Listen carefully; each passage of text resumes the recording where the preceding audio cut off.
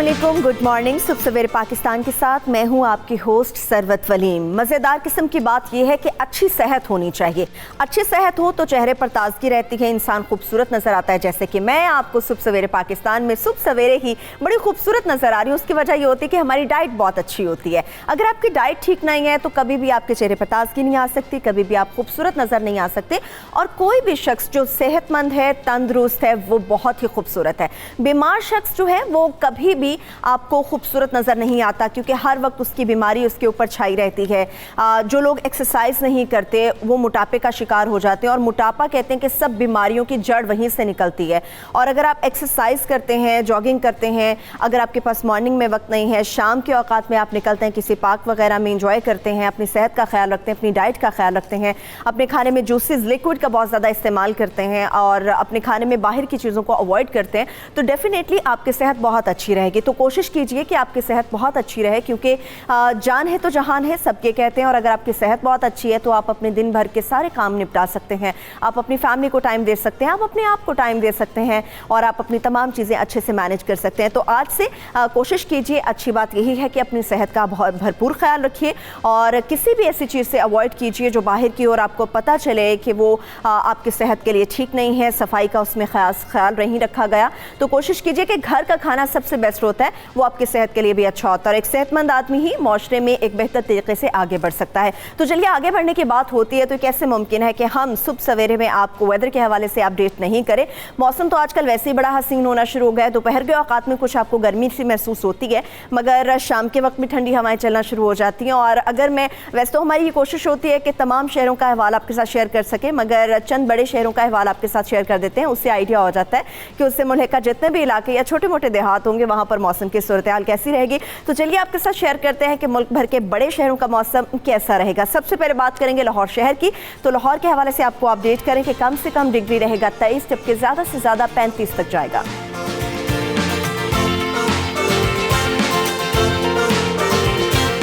तो बात हो जाए इस्लामाबाद शहर की। इस्लामाबाद में भी कम से कम डिग्री रहेगा 24, और ज़्यादा से ज़्यादा 32 तक जाएगा।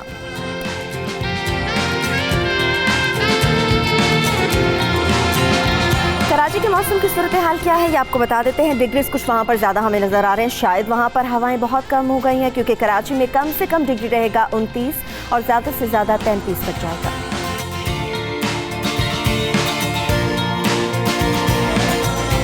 हैरानकुन तौर पर पेशावर में भी डिग्रीज कुछ हमें ऊपर जाते हुए नजर आ रहे हैं, क्योंकि वहाँ पर भी कम से कम दर्जा हरारत रहेगा 27, और ज़्यादा से ज़्यादा हमें 37 तक जाता हुआ मिलेगा।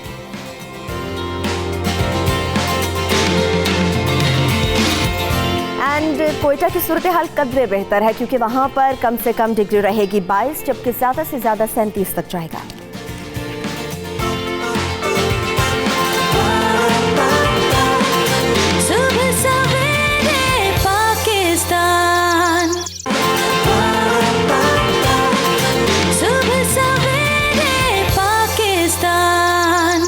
क्रिकेट वर्ल्ड कप के हवाले से हम बात करने जा रहे हैं। कौन सी टीम जीतने वाली है, किसके घर वर्ल्ड कप जाएगा, किसका बल्ला ज़्यादा रन्स उगलने वाला है। तो इस वक्त हम वेलकम करते हैं अपने स्टूडियो में सैयद अली जैदी हैं। Thank you so much Ali Zaidi साहब, पहले भी कई मरतबा आ चुके हैं हमारे शो में, ऑस्ट्रोपॉमिस्ट हैं। इनसे जानने की कोशिश करते हैं कि कल जो मैच होने जा रहा है उसके क्या रिजल्ट्स निकलते हैं। अच्छा, कल हमें सबसे पहले तो ये बताएं, एक तो मैच डेफिनेटली हम लोग हैं नहीं हैं, पाकिस्तानी शायकीन वही आगे टीवी के बैठे होंगे और देख रहे होंगे कि इंग्लैंड क्या कर रहा है और किवीज क्या कर रहे हैं। तो आपको क्या लग रहा है कि टॉस पहले सबसे पहले बताएं कौन जीतेगा, और कौन सी टीम भारी नज़र आ रही है आपको काफ़ी? बिस्मिल्लाहिर्रहमानिर्रहीम। तमाम तारीफ़ें अल्लाह के लिए, दुरूद व सलाम मोहम्मद व आले मोहम्मद की ज़ात पर। जैसा कि आपने कहा कि पाकिस्तानी शायकीन को कुछ ख़ास दिलचस्पी नहीं होगी, तो इसी पर ही एक शेर आपकी इजाज़त से इरशाद। क्योंकि इंडिया भी आप देखते हैं कि बाहर हो चुका है, तो इस पर बहुत सारे कोई पाकिस्तानी शायकीन खुशी का भी इजहार कर रहे हैं, मीम्स बन चुके हैं इसके ऊपर। लेकिन मैं समझता हूँ कि तब खुशी का इजहार करना चाहिए था कि जब पाकिस्तान खुद हराता, खुद फाइनल हम जीतते, तो खुशी का हमें इजहार करना चाहिए। बहरहाल ये, लेकिन उनका दर्द कुछ कम हुआ है। हाँ। तो इसमें एक शेर है, क्या गर्दिश अलम है कि जिगर कट सा गया है, रोने से ज़रा दर्द मगर घट सा गया। क्या बात है, क्या बात है, क्या बात है, रोने से ज़रा दर्द मगर घट सा गया है। अच्छा, तो इसके साथ एक पंजाबी की एक मिसाल है भी तेनू की, नहीं सानू, ये तो आपके पास ही सानू की, मगर ओके मौलवी साहब खीर पक्की है, वो कहते मेनू की, कहते जी आपके घर पक्की, तेनू की। तो आप बात कर लेते हैं क्रिकेट की। तो क्रिकेट में ऐसा है कि इंग्लैंड का ही पल्ला भारी रहेगा। इम्कान है कि इंग्लैंड ही टॉस जीते और तकरीबन पूरे मैच पर ही इंग्लैंड की टीम गिरफ्त में दिखाएगी। अच्छा। और इसके साथ इनके जो दो अहम प्लेयर हैं उसमें जो रूट और मॉर्गन, इन दोनों की तरफ से अहम परफॉर्मेंस आने के इम्कान है और जीत इंग्लैंड की ही नज़र आती है। अच्छा, क्योंकि जिस दिन से और जो दोनों ही अच्छा परफॉर्म करते नजर आते हैं। मगर अगर कीवीज की बात करें तो उनके कैप्टन भी तो अच्छे हैं, विलियमसन उनके कैप्टन भी अच्छे हैं। हर टीम का एक दिन होता है। अच्छा, जैसे उस दिन अगर इंडिया के साथ ये खेलते तो ये हार जाते, लेकिन उनका दिन बदल गया, सात बदल गई। इसको हम कहते हैं सितारों की साथ का बदल जाना। ओके। तो सात बदल गई तो सात ने उनका साथ नहीं दिया, तो वो सितारे उनके कीवीज के हक में आ गए। अच्छा, सही तो है। थोड़े मार्जिन से उनको हरा। अच्छा, अभी आप ये कह रहे हैं कि जो इंग्लैंड है वो काफी ज्यादा आपको भारी नजर आ रही कीवीज के ऊपर, तो मतलब इंग्लैंड परफॉर्मेंस अच्छी देगा तो वर्ल्ड कप कौन जीतेगा? वर्ल्ड कप भी मैं समझ रही हूं वर्ल्ड कप इंग्लैंड एक ही फाइनल मैच है, अब कौन सा कोई बीच तो में मतलब आप समझ रहे हैं कि मैच में अच्छा परफॉर्म करेंगे तो वो कप भी ले जाएंगे। हाँ जी, इंग्लैंड का मुझे नजर आ रहा है। कीवीज भी वैसे मतलब अनबीटेबल टीम रही है, वो एक दो उन्होंने मैचेस जो है वो हारे हैं, लेकिन कीवीज के बारे में कहा जा रहा है बड़ी स्ट्रॉन्ग टीम है उनकी भी। इंग्लैंड की भी टीम काफ़ी बेहतर है, दोनों टीमें मेयारी हैं। यूं लगा लें कि जो अच्छी परफॉर्मेंस जिसने दिया वो आगे है, हम अच्छी परफॉर्मेंस नहीं दे सके, हम बाहर हो गए। इंडिया अच्छी परफॉर्मेंस नहीं दे सका, वो भी बाहर हो गया। तो अब यहाँ पर लक है, दोनों टीमें मेयारी हैं और दोनों के प्लेयर अच्छे हैं, दोनों की काबिलियत पर शक तो नहीं किया जा सकता। सितारे जो हैं वो फ़िलहाल इंग्लैंड के हक में मुझे नजर आता है। अच्छा, ओवरऑल अगर बात करें तो ये फोर्थ टाइम है कि इंग्लैंड जो है इस वक्त फाइनल की तरफ बढ़ रहा है। इंग्लैंड के ऊपर किसी हद तक प्रेशर भी आपको नजर आ रहा है? डेफिनेटली उनके ऊपर प्रेशर होगा। इस बार नहीं नजर आ रहा। अच्छा, क्योंकि 3 बार उनके साथ बदकिस्मती रही है और तकरीबन ये दोनों टीमें ऐसी हैं जो जिन्होंने अभी तक वर्ल्ड कप नहीं जीता। तो फाइनल में तो इंग्लैंड बहुत दफा आई है, न्यूजीलैंड कम आई है, तो लेकिन इंग्लैंड का ही ज्यादा नजर आ रहा है। दोनों टीम्स इस वक्त हमें भारी तो काफी नजर आ रही हैं, क्योंकि परफॉर्मेंस वाइज दोनों टीमें ही बहुत अच्छी जा रही हैं। ओवरऑल अगर देखा जाए तो न्यूजीलैंड की परफॉर्मेंस हमें ज्यादा नजर अच्छी आती है इंग्लैंड के मुकाबले में। अभी ये बताएं कि टॉस अगर कोई भी जीते तो बैटिंग का पहले आपको क्या लगता है कि बैटिंग कौन सी टीम है जिसको करनी चाहिए? जिसको टॉस जीतना चाहिए उसी को बैटिंग करनी। वो तो फैसला करेगा, वो फैसला करेगा कि उसको बॉलिंग करनी है या बैटिंग करनी है। तो किसके हक में ज्यादा अच्छा रहेगा कि टॉस कोई भी जीते, बैटिंग उनकी तरफ चला जाए? बैटिंग बॉलिंग कोई कर ले तो मुझे तो जीत फिलहाल इंग्लैंड की नज़र आ रही है, चाहे न्यूजीलैंड पहले बैटिंग कर ले चाहे इंग्लैंड बैटिंग कर ले, लेकिन मुझे इंग्लैंड का ही दिन नज़र आ रहा है, तो उसी के बारे में सब आपको आ रहा है। हाँ, वैसे दिलचस्प बात ये भी है कि पाकिस्तान तो चाहे निकल गया जैदी साहब, लेकिन ये दोनों टीमें जो इस वक्त मध्य मुकाबले और फाइनल में खेल रही हैं, दोनों टीमें ही पाकिस्तान से हारी हुई हैं। हाँ जी, ये ज्यादा दिलचस्प बात है, जिसने हराया यही बात अफसोसनाक है हमारे लिए। सही है, सही है। अच्छा, इसके अलावा ये बताएं कि न्यूजीलैंड की टीम के अंदर से या इंग्लैंड की टीम के अंदर से कौन सा बॉलर है जो आपको ज्यादा विकेटें उड़ाता हुआ नजर आएगा? न्यूजीलैंड के जो स्पिनर हैं राशिद है या रशीद है, वो हमें ज्यादा अच्छा परफॉर्म करते नजर आएंगे, तरफ से नजर आएगा। और बल्ला किसका सबसे ज्यादा रन उगलता हुआ नजर मुझे मॉर्गन का, जो रूट का, हाँ। और ये जोसन नाम है, अल्लाह जाने। अच्छा, 2-3 नाम आपके मतलब पहले ज्यादा आपको नजर आ रहा है कि इंग्लैंड की तरफ से ज्यादा परफॉर्मेंस मुझे नजर आ रही है, यानी कि हम समझ लें। अच्छा, लेकिन दिलचस्प मुकाबला होगा। अच्छा, मतलब हमें पूरा बराबर जाएगा यानी एंड टाइम तक, यानी एंड पॉइंट तक, आखिरी बॉल तक हमें एक दिलचस्प मैच देखने को मिलेगा। अच्छा, लास्ट टाइम भी हमने एक मैच देखा था, उसमें ये हुआ था कि वो एंड टाइम तक जाते जाते फिर आखिरी बॉल के ऊपर ही चक्का चौका लगा था और टीम आगे निकल गई थी। अब तो क्रिकेट बहुत फास्ट हो गई है, अभी कुछ भी मतलब अनप्रेडिक्टेबल है, कुछ भी हो सकता है, लेकिन ज्यादा इंग्लैंड के चांसेस हमें ज्यादा इंग्लैंड के नजर आ रहे हैं, सितारे इनके हक में, क्योंकि एक सितारों की साथ होती है, जैसे घंटे होते हैं, मिनट होते हैं, तो इसमें ऐसे होता है कि कुछ जिस वक्त दिन लंबे होते हैं तो घंटे की साथ लंबी हो जाती है, अगर दिन छोटे हों तो उसकी रात की साथ बड़ी होगी, दिनों की साथ छोटी होगी, और उसमें ये देखा जाता है कि कौन सा बुर्ज, कौन सा सितारा इस वक्त किस जगह पर है। तो ये चीज़ें हमने देखनी होती हैं। तो दिन का एक अलग बुर्ज होता है, दिन का अलग सितारा होता है, दिन का एक अलग कलर होता है। क्योंकि संडे है तो उसका एक अलग, उस पर जितने बुर्ज हैं उसके ऊपर एक सितारा हुक्मरानी करता है। हर बुर्ज के ऊपर एक सितारा हुक्मरानी करता है। हर सितारे का एक अपना कलर है। तो ये चीज़ें कलर वाइज भी देखी जाती हैं। तो ये चीज़ें देखना होता है कि कौन सी चीज़ किसको सूट कर रही है, कौन सा। अब जैसे इंग्लैंड का बुर्ज है, ठीक है, उसको देखना इंग्लैंड के सितारे कहाँ हैं, तो जो 7 घंटों की है, मिनटों की है, उसमें क्या नतीजा निकल सकता है। ये बड़ी पेचीदा चीज़ें होती हैं। अच्छा, वैसे मुझे लगता है कि शायद पाकिस्तानी शायकीन की ज़्यादा हमदर्दियाँ कीवीज के साथ हो सके, क्योंकि कीवीज ने बड़े अच्छे तरीके से इंडिया को शिकस्त दी थी। तो मुझे लग रहा है कि कहीं ना कहीं कीवीज के ऊपर पाकिस्तान का ट्रस्ट होगा कि ये जो मैच है ये कीवीज की तरफ, न्यूजीलैंड की तरफ से जीता जाए और इंग्लैंड इसमें अच्छा परफॉर्म ना कर सके। कीवीज सिर्फ एक ही मैच आ रही हैं, बकाया तो कोई मैच नहीं आ रही वो। नहीं, कीवीज 2-3 मैचेस हारे हैं इस वर्ल्ड कप के अंदर। 2-3 मैचेस वो हार चुके हैं और उसमें पाकिस्तान से भी वो हारने वालों में सर फहरिस्त है। मगर इंडिया को चूंकि न्यूजीलैंड ने हरा दिया तो इसलिए पाकिस्तानी शायकीन की उनका दिन बदल गया, साथ बदल गई, सितारों की साथ बदल गई। अब सितारे उस दिन इंडिया के हक में जा रहे थे, यकसर साथ बदली बारिश ने उनको फ़ायदा दे दिया। तो साथ बदली सितारों ने रुख बदल लिया, इसको कहते हैं। अब जैसे बिल्कुल उस दिन बड़ी अच्छी परफॉर्मेंस इंडिया की टीम दे रही थी, सितारे बिल्कुल इंडिया के टीम के हक में थे। जैसे ही साथ बदली, सितारों के कलर बदल गए। अच्छा, जैसे ये भी तो हो सकता है कि एंड टाइम पे भी सितारे अपनी पोजीशन थोड़ी सी चेंज कर लेते हो। मैं आपको एक चीज़ बताता हूँ, ये थोड़ी सी टेक्निकल चीज़ें होती हैं, समझने की चीज़ें होती हैं।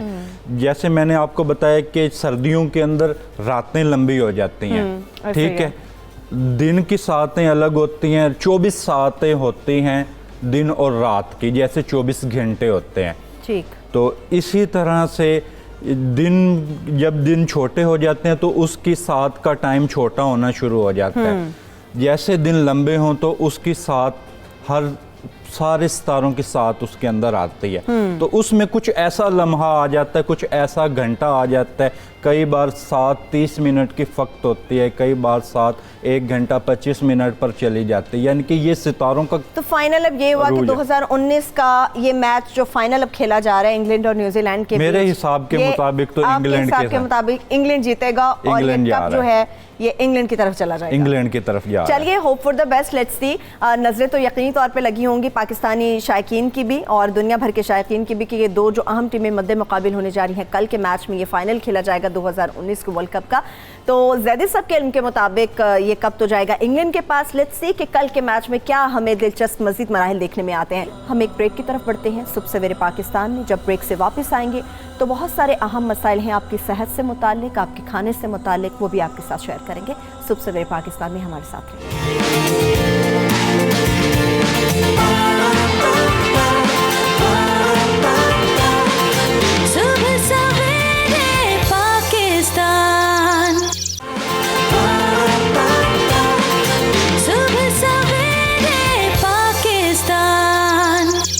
चाहिए। अनफॉर्चुनेटली ऐसा नहीं होता।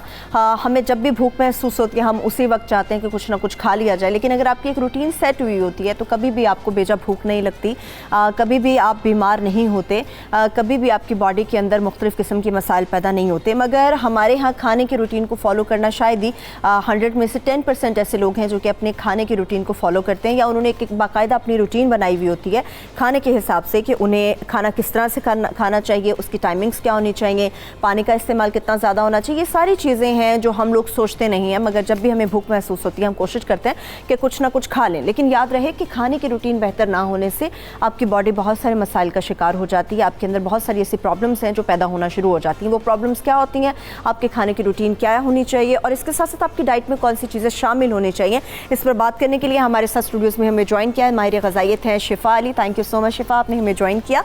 और इनके हमरा डॉक्टर राजा यासिर शहबाज साहब हैं, उन्होंने ज्वाइन किया। ये असिस्टेंट प्रोफेसर हैं CMH लाहौर में, इनसे बात करेंगे। अच्छा डॉक्टर साहब, डाइट के हवाले से तो हम बात करेंगे, मगर सबसे पहले ये बताएं कि खाने की रूटीन जिन लोगों की नहीं होती वो कौन से ऐसे मसाइल हैं जिनका शिकार हो जाते हैं? अस्सलाम वालेकुम। सबसे पहले तो आपने प्रोग्राम में इनवाइट किया, इसका शुक्रिया। दूसरा ये है कि जो मैदे की बीमारियां हैं ये दिन ब दिन बढ़ती जा रही हैं। ओके।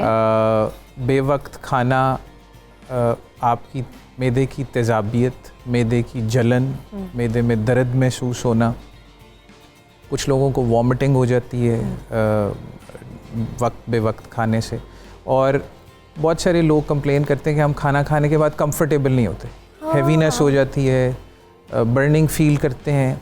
मतलब खाना खाने के बाद जहाँ हमारे एक होता है कि वील फील रिलैक्स्ड, उसके बाद आप अगर परेशान हो जाएं तो that means there is something wrong. एक चीज़ समझने वाली कि आपका मैदा तकरीबन दिन में 2.5 लीटर तक एसिड बनाता है, 2.5 litres, which is quite an amount, बहुत ज़्यादा मकदार है ये।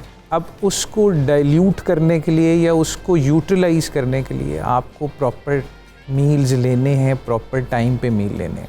अगर आप हर 2 घंटे बाद छोटे मील्स लेंगे तो that is good for you, because वो एसिड डाइल्यूट हो जाएगा और वो आगे चला जाएगा। अब क्योंकि इस तरह नहीं होता, अब जब आपको टाइम मिलता है रात 2 बजे 2:30 बजे खाना खाते ही आप सो जाते हैं, तो that makes a lot of difficulty for the stomach itself, कि स्टमक को काम करना मुश्किल हो जाता है। और फिर लोग आते हैं हमारे पास कि जी हम खाना खा के मैदे में जलन, तेज़ाबियत, कुछ लोग अगर ज़्यादा इसका इलाज टाइम पे ना कराएं या तशख़ीस ना कराएं तो फिर ये होता है कि उनको मैदे में अल्सर की बीमारी हो सकती है हो जाता है। जी। और फिर ये मसला है कि फिर इट गोज़ ऑन, आप दवाइयाँ लेते हैं, आप वक्ती तौर पे ठीक होते हैं, और उसके बाद अगर आप अपनी रूटीन ठीक नहीं करते तो दोबारा चीज़ें आनी शुरू हो जाती हैं। दिस इज़ व्हाट, यानी कि सबसे ज़्यादा खाने की रूटीन ना बनने से आपका स्टमक, आपका मैदा सबसे ज़्यादा जो है वो इफेक्ट होता है। अच्छा ठीक है। अच्छा, मैदे इफेक्ट की आपने बात की डॉक्टर साहब, बहुत सारे लोग हैं जिस तरह से वो नाइट शिफ्ट्स करते हैं, या बहुत सारे इस तरह के लोग हैं, जिस तरह से 2-2:30 बजे की बात की है, जो लोग ऑफिस में काम करते हैं, नाइट शिफ्ट्स कर रहे होते हैं, या अपने घर में भी होते हैं, दोस्त साहब आपके साथ बैठे होते हैं,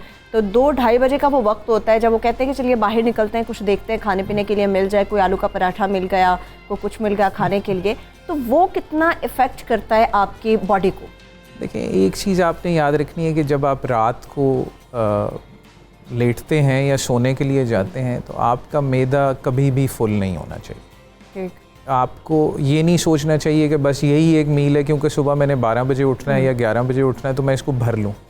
बिकॉज होता ही है कि जब आप लेट जाते हैं और आपकी कोई फिज़िकल एक्टिविटी नहीं होती तो मैदा ब्लॉट करता है, फूलता है, उसमें खाना पड़ा रहता है, वो प्रॉपरली डाइजेस्ट नहीं हो पाता। तो कोशिश ये करनी चाहिए कि एक तो आप आइडियल टाइम है कि सोने से 2 घंटे पहले कुछ खाएं। मतलब अगर आप 2 बजे भी फारिग हो रहे हैं तो मेक श्योर दैट बाय 12 आपने कुछ खा लिया हो, ताकि तब तक वो डाइजेस्ट हो जाए जब आप बेड पे जाएंगे।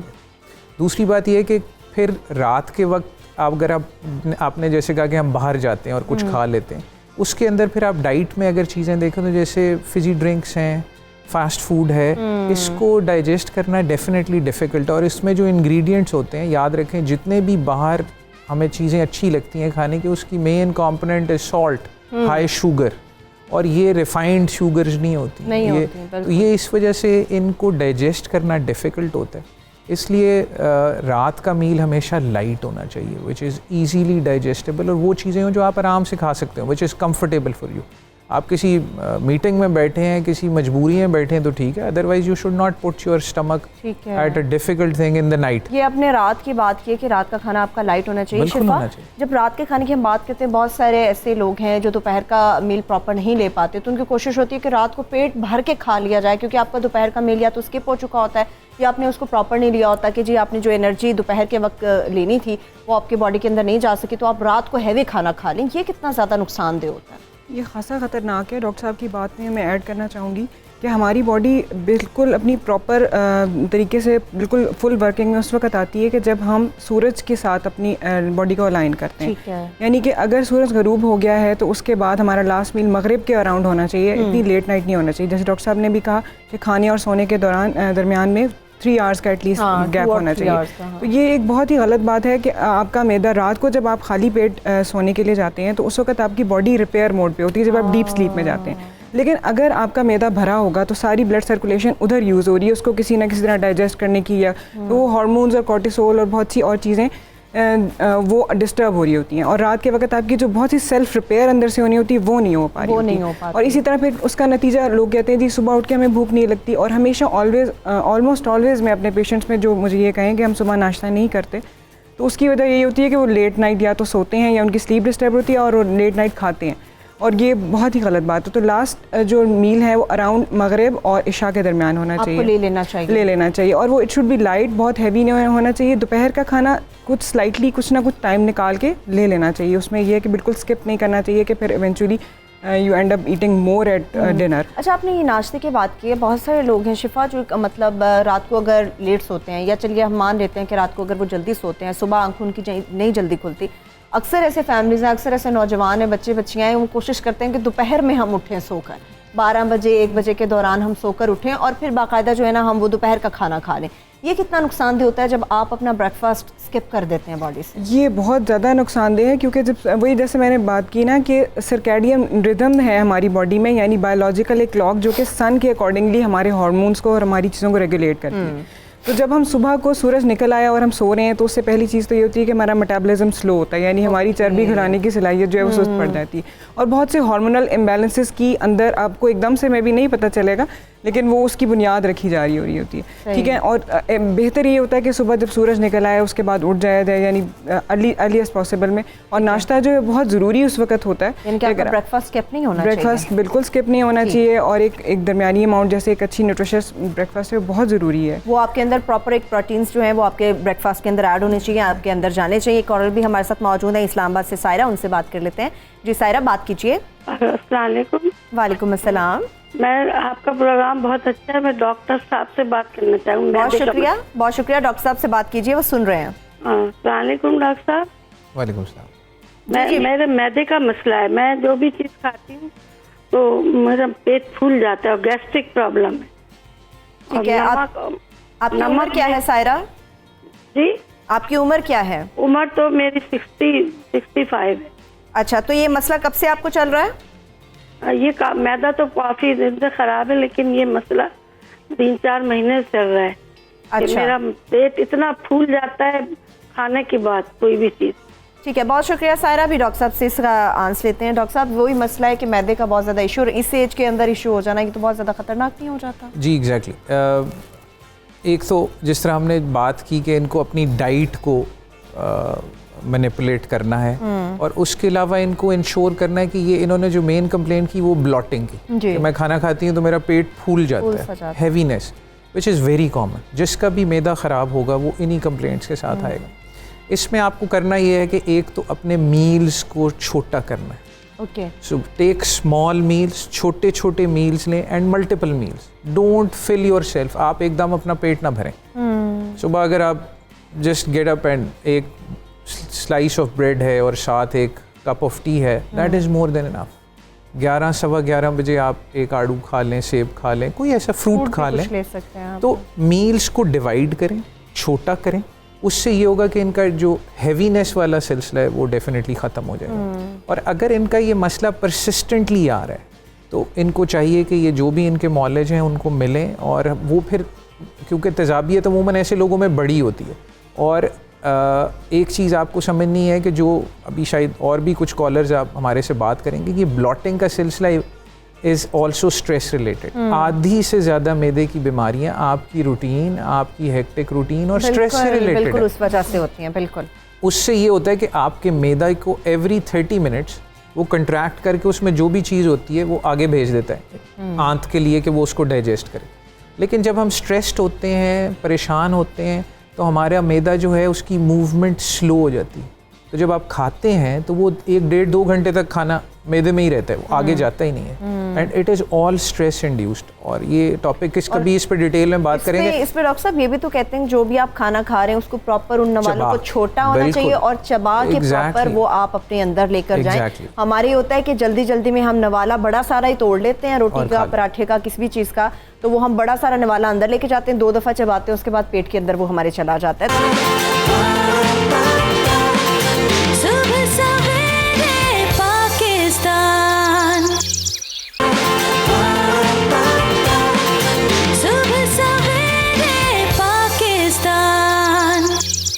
खाने की रूटीन की तो बात हो रही है, मगर हम खाने की अपनी बात करते हैं तो इसके अलावा जंक फूड भी हमने अपनी डेली रूटीन का हिस्सा बना लिया कि हमें रोज़ाना की बुनियाद पे जंक फूड पे खाना होगा। पब्लिक इस जंक फूड से रिलेटेड क्या कहती है, हमने कुछ वॉक्स पॉप्स किए हैं, वो पहले आपके साथ शेयर करते हैं, वापस आके फिर बात करते हैं।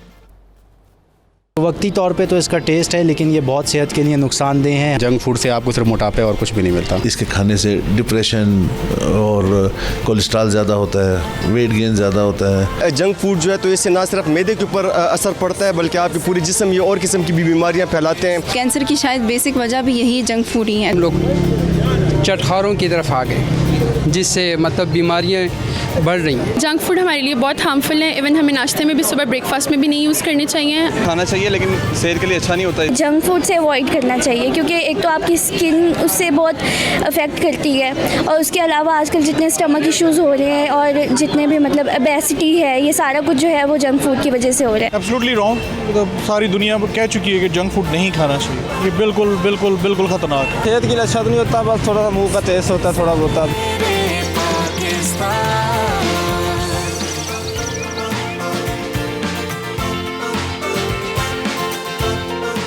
जंक फूड डेफिनेटली आपके लिए बहुत ही बुरा होता है और पब्लिक की ओपिनियन तो आपने सुन ली। ये सिर्फ चटखारा होता है जो आपके मुंह को लगा होता है, एक टेस्ट होता है और इससे छुटकारा पाइए क्योंकि आपके सेहत के लिए बिल्कुल ठीक नहीं होता है। शिफा, जंक फूड हमारे लिए कितना ख़तरनाक होता है जब लोग आपके पास आते हैं या जिनको बहुत ज़्यादा आदत होती है जंक फूड की, या जिनके मुंह को लग चुका होता है, ज़ुबान को लग चुका होता है कि उन्हें रोज़ाना की बुनियाद पे फ्राइज़ चाहिए, बर्गर्स चाहिए, शवामा चाहिए, तो ये कितना नुकसानदेह आपकी बॉडी के अंदर होता है और आपको क्या क्या मशवरे लोगों को देने पड़ते हैं, किस किस्म के लोग आपके पास आते हैं, ये जानना बड़ा ज़रूरी है। अच्छा, सबसे पहले मैं ये बताऊंगी कि जंक फूड बेसिकली ऐसी फूड को कहते हैं which is high in sodium, जिसमें नमक की मिकदार ज़्यादा है, चीनी की मिकदार ज़्यादा है और सैचुरेटेड या जमी हुई चिकनाई की मिकदार और कैलोरीज़ की मिकदार ज़्यादा है और उसके अंदर बहुत से वाइटामिन एंड मिनरल जिसके लिए हम अलग से टैबलेट्स ले रहे होते हैं वो उसके अंदर नहीं होते।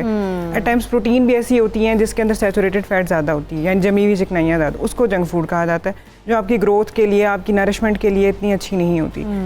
मेरे पास बहुत से पेशेंट्स ऐसे आते हैं, लेट नाइट उनका ये होता है, लेट नाइट अगर खाएंगे भी तो जंक फूड होगा, ही खाएंगे तो वो उसके अंदर बहुत, और फिर वो बॉडी को स्लगिश करती है। जंक फूड अगर फास्ट फूड या जंक फूड जो है अगर बहुत मॉडरेशन में एक हेल्दी रजीम के साथ, जिसमें आप एक्सरसाइज भी कर रहे हैं, फिजिकल एक्टिविटी भी कर रहे हैं और कभी कभी ले रहे हैं तो फिर तो ठीक था, लेकिन हमने ये कर लिया कि हम उसको बड़ी रेगुलरली ले रहे होते हैं, इवन के हमें चाहिए। और जो आपने जायके की बात की कि इवन के बहुत से उम्र रसीदा लोग आके कहते हैं जी हमें दूध का जायका नहीं पसंद, तो मुझे बड़ा अजीब सा लग रहा होता है कि जब 50 ईयर्स के लोग कह रहे थे दूध नहीं पसंद, हम कोक पी लेते हैं, तो मुझे बहुत अजीब सा लग रहा होता है कि बच्चों को फिर जो अभी घर में वही ट्रेंड होता है। इवन कि आप देखें कि बच्चों को लंच बॉक्सेस में और जो स्कूल में चीज़ें फ्राइज़ दिए जाते हैं, फिर उनको पैसे दिए जाते हैं जिससे वो वहाँ से कुछ ना कुछ ऐसी पैकेट वाली चीज़ें और कुछ ना कुछ ऐसा खरीद रहे होते हैं।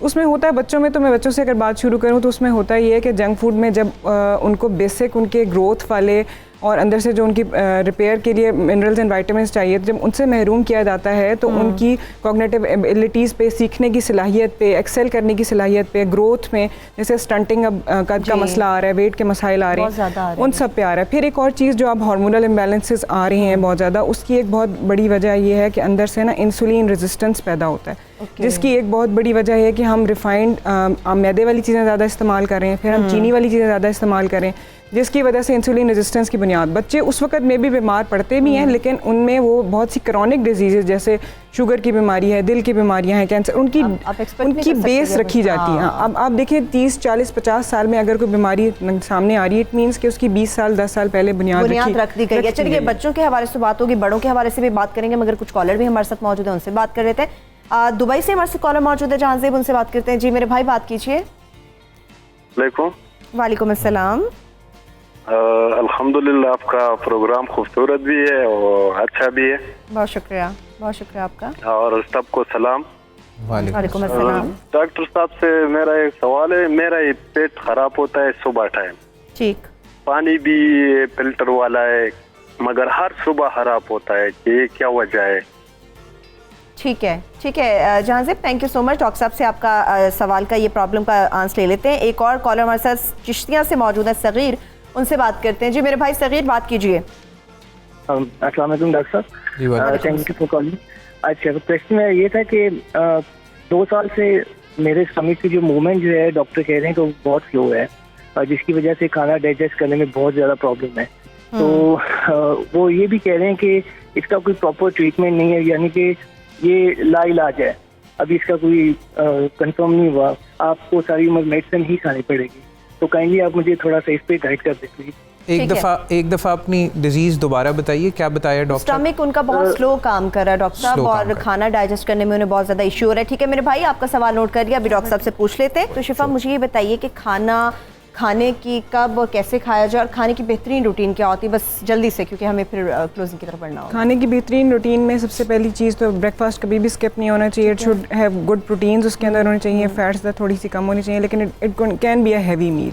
दोपहर का खाना बहुत हैवी नहीं होना चाहिए, दरमियाना सा, लाइट सा, उसमें सैलड्स की मिकदार ज़रूर रखें, वेजिटेबल ज़रूर इंक्लूड करें। हमारे यहाँ वेजिटेबल्स मॉर्निंग में इंक्लूड करने का रिवाज नहीं है, लेकिन इट्स अ गुड ऑप्शन कि आप करें उसको इंक्लूड।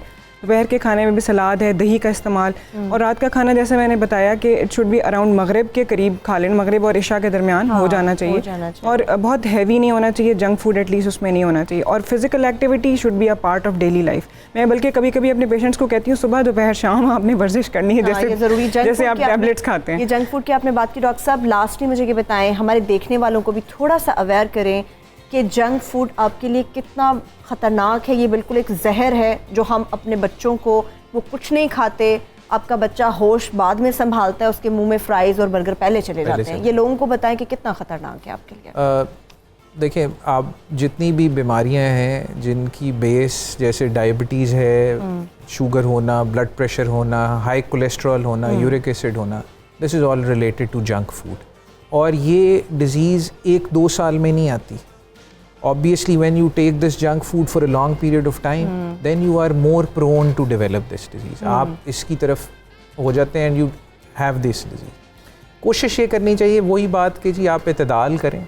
अगर आप हफ्ते में एक दिन अपने फैमिली को कहीं, जिस तरह हम जब छोटे थे तो एक दफ़ा ही जाते थे अपने पेरेंट्स के साथ, isn't it? 10-15 दिन के बाद एक दफ़ा चक्कर लगता था। लेकिन अब ये कि एक दिन नहीं जाते यूजुअली लोग, तो आपको एक दिन बच्चों को ले जाएं, ज़रूर खिलाएं पिलाएं, ताकि उनका वो जो एक टेस्ट होने चाहिए दैट इज़ देयर, और अपने बच्चों को इनकरेज करें कि दे शुड एक्सरसाइज। अगर चलें कोई जंक खाता भी है उसको हम किसी तरह काउंटर तो करें ना।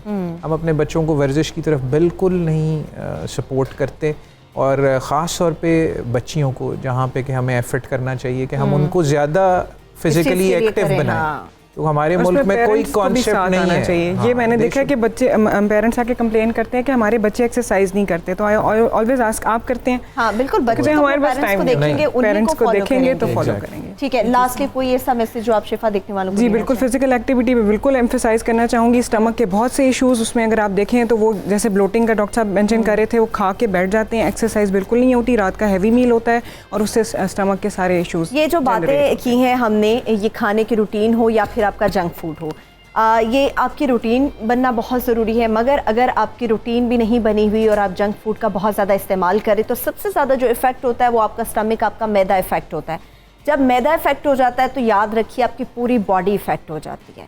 इससे एक मैदे के इफेक्ट होने की वजह से, उसके बीमार होने की वजह से आपकी पूरी बॉडी बीमार हो जाती है। तो कोशिश कीजिए अपनी फिजिकल एक्टिविटीज़ को बढ़ाइए, एक्सरसाइज का इस्तेमाल कीजिए और खाने की रूटीन को अपनी को बेहतर कीजिए, रात के खाने को बिल्कुल लाइट कीजिए। इसके साथ एक छोटी सी ब्रेक की तरफ चलते हैं। थैंक यू सो मच शिफा, आप भी हमारे साथ मौजूद थे। Thank you so much doctor साहब, आप भी हमारे साथ मौजूद थे।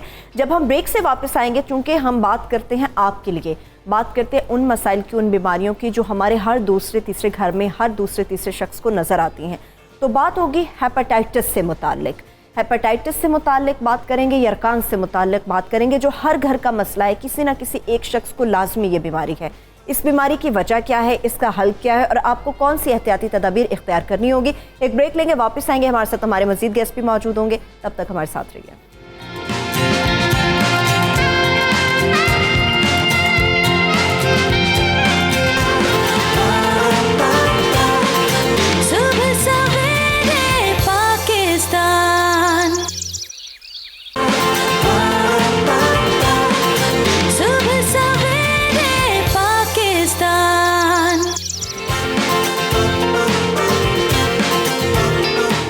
ये वो बीमारी है, ये वो मसला है जो हर घर में हमें किसी न किसी एक फ़र्द के अंदर नज़र आता है। हेपेटाइटिस का मसला, ABCD कैटेगरी हैं, ये सारी लाहक होती हैं लोगों को और बड़ी ख़तरनाक हद तक चली जाती हैं। लेकिन अनफॉर्चुनेटली हेपेटाइटिस का बहुत सारी ऐसी हमारी आवाम है जिनको स्टार्ट पे नहीं पता चलता। जब ये बीमारी बहुत ज़्यादा बढ़ जाती है तब ही डॉक्टर के पास जाया जाता है, उनसे रुजू किया जाता है, जिसके बाद पता चलता है कि आपका हेपेटाइटिस बहुत ही संगीन सूरत हाल जो है वो इख्तियार कर चुका है और उसका ट्रीटमेंट बहुत लंबा हो जाता है। और अक्सर ऐसा होता है कि बहुत सारे ऐसे मरीज़ होते हैं कि ट्रीटमेंट के बाद भी उनका बचना नामुमकिन सा नज़र आता है।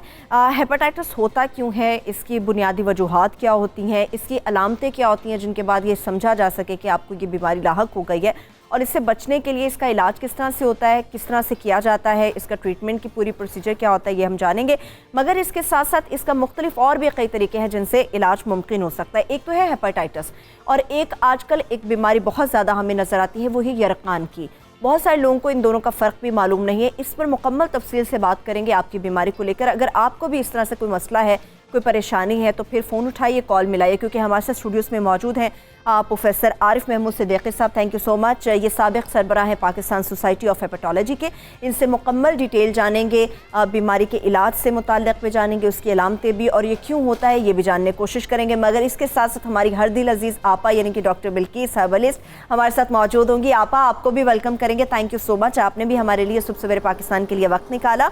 अभी प्रोफेसर मैं आपसे जानना चाहूँगी, हेपेटाइटिस होता क्यों, ये तो मैं आपसे पूछूंगी, मगर आजकल जो हर दूसरे शख्स में हम नज़र आ रहे हैं वो है हेपेटाइटिस, और कई बहुत सारे लोग हैं जिनको यरकान है। लोग समझते हैं शायद ये दोनों चीज़ें एक हैं, इनके दरमियान का कोई फ़र्क है, अगर फ़र्क है तो क्या है? जी, थैंक यू वेरी मच। आपने मेरा ख्याल है ओपनिंग क्वेश्चन बहुत अप्रोप्रिएट किया है। यरकान जो है वो सिम्टम है, यरकान एक अलामत है, यरकान किसी बीमारी का नाम नहीं है। ठीक है। ये उर्फ़ आम में इस्तेमाल होता है। जरकान का मतलब है रंगत पीली पड़ जाना, जिसमें आँखों की सफ़ेदी की जगह पिलाहट आ जाती है, जिस्म भी किसी हद तक पीला हो जाता है। और ये जिगर की और बाज़ दफ़ा जिगर के अलावा और बीमारियों की वजह से भी होता है। सो ये एक अलामत है। अगर किसी को यरकान है तो उसको फिर तशख़ीस करना पड़ता है कि वो यरकान क्यों है। Hepatitis on the other hand जिगर की किसी भी सोजिश को कहा जाता है, जिसमें यरकान हो भी सकता है और नहीं भी हो सकता। सो जिगर की जो हेपेटाइटिस की कॉजेज़ है वो तो वैसे बेशुमार हैं, जैसे आपकी कमेंट्री में भी बताया गया, उससे भी ज़्यादा हैं। लेकिन ज़ाहिर है इस प्रोग्राम में हम सारी बात नहीं कर सकते। लेकिन जो कॉमन कॉजेज़ पाकिस्तान में हैं जिससे लोग अफेक्ट होते हैं, जिससे हमारा हेल्थ स्टेटस अफेक्ट होता है, उस पर बात करते हैं। इनको हम दो बड़ी ग्रुप्स में डिवाइड कर सकते हैं। ठीक है। एक है एक्यूट हेपेटाइटिस और एक है क्रॉनिक हेपेटाइटिस। एक्यूट हेपेटाइटिस जैसे आपने कहा कि आजकल पिछले चंद महीनों से लाहौर में काफ़ी देखा जा रहा है, जिसमें यरकान और पीलापन भी होता है। ये दो वायरसेस से हो रहा है हमारे शहर में, हेपेटाइटिस ए वायरस और हेपेटाइटिस ई वायरस। ओके, ए और ई का मिलाप है? नहीं, ये दो मुख्तलिफ बीमारियाँ हैं। एक हेपेटाइटिस ए है और एक हेपेटाइटिस ई है। उसकी वजह से हो रहा है? उसकी वजह से हो रहा है। इनकी बीमारी की नौइयत तकरीबन एक ही जैसी होती है। ये दो वायरसेस हैं जिसको हम कहते हैं टेक्निकली फीको ओरल रूट से होती है, कि पेशेंट का जो ये वायरस है वो अपने स्टूल्स में उसका वायरस जो है वो उसका अखराज होता है, और वो घूमता घुमाता एक हेल्दी आदमी के पानी या खुराक में पहुंच जाता है। अच्छा जी, तो उस आलूदा पानी या खुराक के कंजम्पशन से एक्यूट हेपेटाइटिस होता है। अगर वो वायरस ए पहुंचा है तो हेपेटाइटिस ए होगा, अगर वायरस ई पहुंचा है तो हेपेटाइटिस ई होगा। सो इसको कहें कि ये गंदे पानी या नामुनासिब इन्फेक्टेड खुराक की वजह से होता है।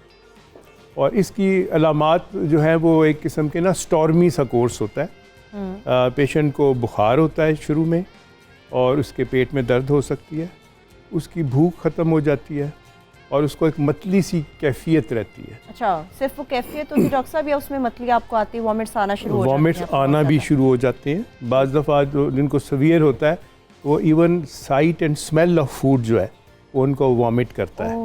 तो वॉमिटिंग बहुत, और जो लोग स्मोक करते हैं एक डिसटेस्ट फॉर स्मोकिंग डेवलप हो जाता है, तो दे स्टॉप स्मोकिंग, और तबीयत निढाल हो जाती है। और उसके बाद फिर उनको कोई दोस्त या रिश्तेदार बताता है कि तुम्हारी तो आंखें पीली हुई हैं। इस मौके पे आमतौर पे वो डॉक्टरी मदद हासिल करते हैं, और उस वक्त फिर लिवर फंक्शन टेस्ट करवाए जाते हैं, जिसमें ये चीज़ क्लियर हो जाती है। ठीक है। हेपेटाइटिस ए और ई जो है, इसकी जो अच्छी बात है वो ये है कि इसकी क्रॉनिसिटी नहीं है। ये ऐसे नहीं है कि इसने फिर शुरू होना है और फिर साल हर साल इसने रहना है। सो एक दफ़ा आंधी तूफ़ान की तरह आता है। हेपेटाइटिस ई तकरीबन 2 से 4 हफ्ते में ठीक हो जाता है और हेपेटाइटिस ए जो है तकरीबन 4 से 8 हफ्तों में ठीक हो जाता है। सो इसको इस पीरियड में बर्दाश्त करने की बात होती है। अच्छा। इसके बाद ये कोई अपने लिंगरिंग इफेक्ट्स नहीं छोड़ता। ठीक ठीक। लेकिन इसमें एक थोड़ा सा हेपेटाइटिस ई के बारे में वर्ड ऑफ वार्निंग है कि हेपेटाइटिस ई वैसे तो ए के मुकाबले में मामूली है, लेकिन जो प्रेग्नेंट फीमेल्स हैं ठीक उसमें हेपेटाइटिस ई जो है वो खासा ख़तरनाक साबित हो सकता है। ओके। तो इसमें हम बड़ी सीरियसली इसको लेते हैं और इसमें कई दफ़ा प्रेगनेंसी को टर्मिनेट भी करना पड़ जाता है, क्योंकि इसमें ना सिर्फ फीटस बच्चे की हेल्थ बल्कि मदर की ज़िंदगी को भी थ्रेट होती है। Okay okay. तो प्रेग्नेंट फीमेल्स को खाने पीने के लिहाज से बहुत एहतियात करनी चाहिए आजकल के सीज़न में। आपने खाने पीने की बात की है डॉक्टर साहब, मैं अभी क्योंकि आपा भी हमारे साथ मौजूद हैं, आपा से भी बात करते हैं। अच्छा आपा, हमारे यहाँ ये अमूमन होता है कि जब हम बहुत ही ज़्यादा बीमार हो जाते हैं या बहुत ही ज़्यादा कोई ख़तरे वाली बात हो जाती है तो हमारे अवाम में एक तासुर पाया जाता है, आप तभी डॉक्टर के पास जाते हैं। मगर बहुत सारे बचाव के रास्ते डॉक्टर के पास जाने से पहले और आपके शदीद बीमार होने के दरमियान मौजूद रहते हैं। जो लोग अभी बीमार हैं, डॉक्टर के पास नहीं गए और आजकल जो चीज़ें हम लोग देख रहे हैं आ रही हैं, उनसे बचने के लिए क्या तरीक़ा इस्तेमाल किया जा सकता है? कौन सी ऐसी डाइट ली जा सकती है या कौन सी ऐसी ख़ास चीज़ अपनी खुराक में ऐड की जा सकती है जिसकी वजह से हम यरकान या हेपेटाइटिस सी इससे बच सकें? देखिए, इसका ताल्लुक जो है खाने पीने से है। तो आपका खाना पीना जो आप जैसे पानी उबाल के पिए, घर में उबाल के पिए, कम से कम प्रिवेंशन तो की जा सकती है ना। अक्सर मैं एक बात करती हूँ कि आप लोग बाहर से मतलब कि पानी उबालते हैं और बाहर से बर्फ़ लाकर पानी में डाल देते हैं और उसके बाद वो पानी इस्तेमाल किया जाता है। हमें ये नहीं पता होता कि जो बाहर से हम बर्फ़ लाकर पानी में डाल रहे हैं वो कैसा है। तो मैं हमेशा कहती हूँ आप पानी उबालो, बॉटल्स में रखो और जो बाहर से बर्फ़ आप लाए हैं उसको इस्तेमाल नहीं करें। उसमें आप आप उसमें खूब सारा नमक डालें और जो जो आपने पानी उबाला है वो उसमें रख दें। तो ये हो गया prevention is better than cure. जो खाना, और देखिए गर्मियाँ है ना, तो गर्मियों में बहुत ज़्यादा बासी खाना, दूसरे दिन का खाना, बाज़ारी खाना, ये सब नहीं करना चाहिए। ज़ूद हज़म और फ़ौरन हज़म होने वाली ग़िज़ाएँ इस्तेमाल करना चाहिए। इस मौसम में सबसे अच्छा है कि दही का इस्तेमाल करें और कोशिश करें कि दही आप घर में जमा लें, तो वो ज़्यादा अच्छा होता है। और हेपेटाइटिस ए और ई की बात हो रही है तो उसके लिए पिगमेंट वाकई येलो हो जाता है, तो उसके लिए हमारे पास आलू बुखारे होते हैं कि अगर आपको है तो आप आलू बुखारों का इस्तेमाल ज़्यादा से ज़्यादा करें। तो उससे क्या होता है कि आप क्योर की तरफ जल्दी चले जाते हैं। और जब अगर आपको जैसे ये गर्म मौसम में हेपेटाइटिस ए अक्सर जिसे हम पीलिया या जॉन्डिस भी कहते हैं, इसके लिए वैसे तो वैक्सीनेशन भी आ गई है, मगर आप मतलब अगर इससे बचना चाहते हैं तो आपने अपने ग़िज़ा जो है आपको पता होना चाहिए कि आप क्या खा रहे हैं। पानी का इस्तेमाल ज़्यादा करें, लेकिन उबले हुए पानी का, या आपको पता है कि इस पानी में कोई ऐसे जरासीम नहीं है। टैप वाटर का इस्तेमाल करते हैं बच्चे, स्कूल जाते हैं, स्कूल जाकर भी जो पानी वगैरह ग़िज़ाएँ इस्तेमाल करते हैं उससे भी ये हो सकता है। तो पहले प्रिवेंशन पे जाना चाहिए। अगर हो गया है तो जैसे डॉक्टर साहब ने कहा लीवर फंक्शन टेस्ट से पता चल जाता है।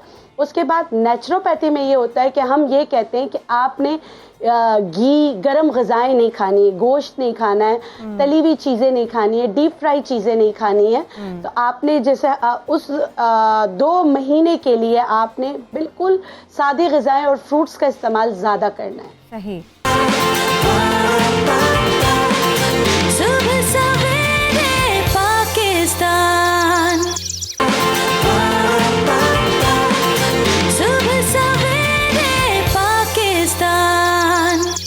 डॉक्टर साहब मैं आपकी तरफ आती हूँ, हमारे साथ चूंकि कुछ कॉलर्स भी मौजूद है, साथ साथ उनके साथ बात भी कर लेते हैं। रियाज हैं कराची से, उनसे बात कर लेते हैं। जी रियाज, बात कीजिए।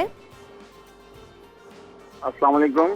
जी वालेकुम अस्सलाम। फयाज जी, फयाज बात कीजिए। फयाज बेसिकली हम बकर के हैं और मेरे बेटे को जॉइंट हेपेटाइटिस है और उसकी एज है 10 माह।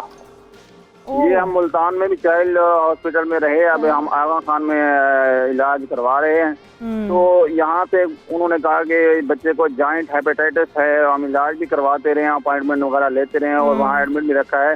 लेकिन अभी जो मैं बात बताना चाह रहा हूँ और एक सवाल भी डॉक्टर आरिफ साहब से है कि एक तो हम जो है ना, हमें बताया कि कैदाबाद में एक बंदा है वो दम करता है, हम उसके पास गए, उसने हमें नारियल का तेल दम के दिया, हम सर पे और पाँव पे लगाते हैं शाम मगरिब नमाज से 5 मिनट पहले, उससे बहुत ज़्यादा बेहतरी आ गई और बिल्कुल वो अभी माशाल्लाह खाता पीता ठीक है, बुखार भी नहीं है, कुछ भी नहीं है, ऐसी सच कोई वो नहीं है। उसका जिगर थोड़ा बढ़ा हुआ था, पेट फूला हुआ था, लेकिन अब पेट भी नरम होता जा रहा है, बहुत ज़्यादा बेहतरी की तरफ जा रहा है। और डॉक्टर साहब से ये है कि अगर डॉक्टर साहब आपके पास कोई ऐसी सजेशन है कि हमें अब क्या करना चाहिए, लेकिन है बहुत बेहतर अल्हम्दुलिल्लाह। ठीक है फयाज, परेशान ना होइए, डॉक्टर साहब से ये बात पूछ लेते हैं। डॉक्टर साहब आप कोई बात करना चाह रहे थे, फिर हम क्वेश्चंस की तरफ बढ़ेंगे। मैं थोड़ी सी डाइट और हेपेटाइटिस के मुतालिक बात करना चाह रहा था। हम बहुत सारे मरीज़, ये मैं तो ज़्यादा एक्यूट हेपेटाइटिस की बात कर रहा था, बहुत सारे हम मरीज़ देखते हैं और वो इंतहाई लागर हालत में हमारे पास आते हैं। ठीक है। और उनकी लागरपन और वीकनेस की वजह ये होती है कि कुछ नाम नहाद डॉक्टरों ने उन पे ग़िज़ा की पाबंदियाँ लगाई होती हैं जी, कि आपने गोश्त नहीं खाना, आपने अंडा नहीं खाना, आपने गर्म चीज़ नहीं खानी। उनकी खुराक बंद कर दी होती है और उनको बड़े कद्दू का पानी या इस किस्म की चीज़ों पे डाला होता है जिसकी कोई न्यूट्रिशनल वैल्यू नहीं होती। अच्छा। और वो 1.5 महीने से ये एक्सरसाइजेस कर रहे होते हैं। तो ये बिल्कुल साइंटिफिक नहीं है और इससे मरीज़ को पॉजिटिव नुकसान हो सकता है। आपको पता है कि हमारी इम्यूनिटी जो है वो प्रोटीन से होती है और प्रोटीन्स का सबसे अच्छा सोर्स गोश्त है, अंडा है, दालें हैं। अगर आप ये चीज़ें बंद कर देंगी तो आपकी एंटीबॉडीज़ बनना बंद हो जाएंगी और आप बीमारी को फाइट नहीं कर सकेंगे। तो ये बड़ा मिसनोमर है और मैं आपके चैनल के थ्रू ये कहना चाहता हूँ कि ये जो एक्यूट हेपेटाइटिस है, जॉन्डिस होता है, इसमें पेशेंट को वैसे ही भूख नहीं लग रही होती, वो वैसे ही उल्टियाँ कर रहा होता है और आप उसके सामने बदमज़ा बदजायका उबली हुई चीज़ें रख देते हैं जिससे उसकी उल्टी में शिद्दत आ जाती है। तो मैं कभी अपने पेशेंट को ये एडवाइस नहीं करता और मैं उनको ये कहता हूँ कि जो चटपटी चीज़ वो खाना चाहते हैं, जो वो हज़म कर सकते हैं अच्छी तरह, वो हज़म करें। इसी तरह मैं ये कहना चाहता हूँ आपा, मैं आपकी तरफ एक छोटी सी ब्रेक से वापस आऊंगी, फिर आपसे इसका जवाब दूंगी। हाँ, मैं बिल्कुल मैं जवाब जरूर दूंगी। क्रॉनिक हेपेटाइटिस के अंदर मुझे देना है जवाब। क्रॉनिक हेपेटाइटिस बी जिस तरह बात की, वो भाई थे जिन कह रहे थे मेरे हाथ पाँव जलते हैं जी। ये आमतौर पे क्रॉनिक हेपेटाइटिस की वजह से नहीं होता, लेकिन क्रॉनिक हेपेटाइटिस की वजह से जो डिप्रेशन एंग्जाइटी होती है उस वजह से ये चीज़ें होती है और उसमें भी लोगों पे खुराक की पाबंदियाँ लगाई होती हैं। ठीक है। जिस वजह से उनकी सेहत, उनकी इम्यूनिटी ये आपने खुराक की पाबंदियों की बात की है। मेरे भी करीब में एक ऐसे पेशेंट हैं, उनसे मुतालिक भी मैं आपके साथ बात करूंगी कि उनको डॉक्टर ने क्या हिदायत की है और खाने पीने से तो बिल्कुल रोका हुआ है। एक छोटी सी ब्रेक की तरफ चलते हैं सबसे पहले पाकिस्तान में। जब ब्रेक से वापस आएंगे तो इस बीमारी से मुतालिक और इससे बचने के लिए क्या कुछ करना चाहिए, ये ब्रेक से वापस आके डॉक्टर साहब से और आपस से जानेंगे। हमारे साथ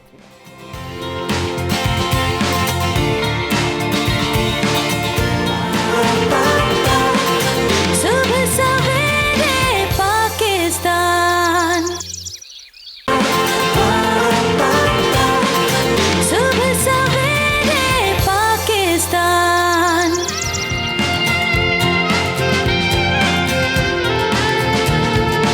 वेलकम बैक टू सुबह सवेरे पाकिस्तान में। आज हम हेपेटाइटिस से मुतालिक खास तौर पर बात करें, डॉक्टर साहब से मजीद भी बात करेंगे, मगर ब्रेक पर जाने से पहले आपा भी कुछ मजीद बात करना चाह रही थी। आपा की तरफ चलते हैं। जी आपा, बात कीजिए।